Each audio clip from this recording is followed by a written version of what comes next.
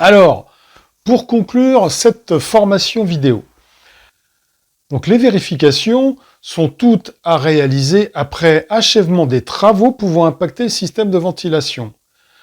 Tous les éléments doivent être en place et en fonctionnement, bouche, caisson, conduit isolé.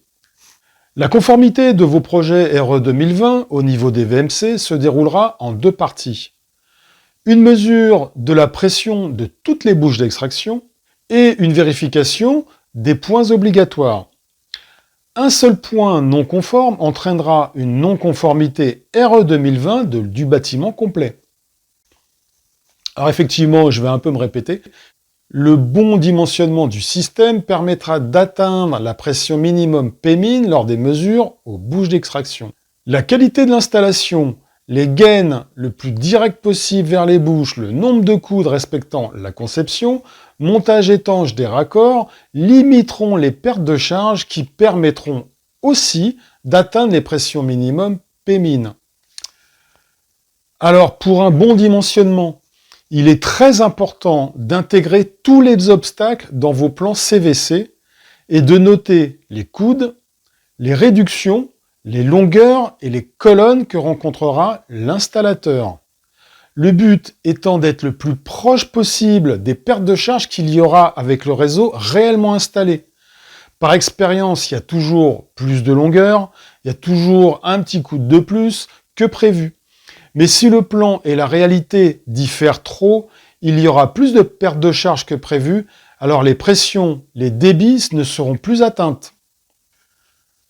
Alors voici les premiers retours de la RE 2020. Il y a des actions à mener immédiatement sur les bâtiments RE 2020 que vous avez. La phase de conception doit être abordée le plus tôt possible et faite par un bureau d'études qualifié, car de ces dimensionnements défendra la conformité ou non de vos systèmes de ventilation. Donc la chronologie est la suivante. Choisissez le type de ventilation que vous voulez, simple flux, double flux.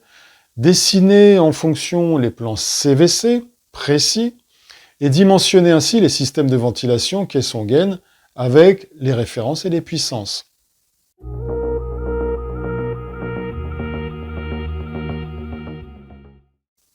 Voilà.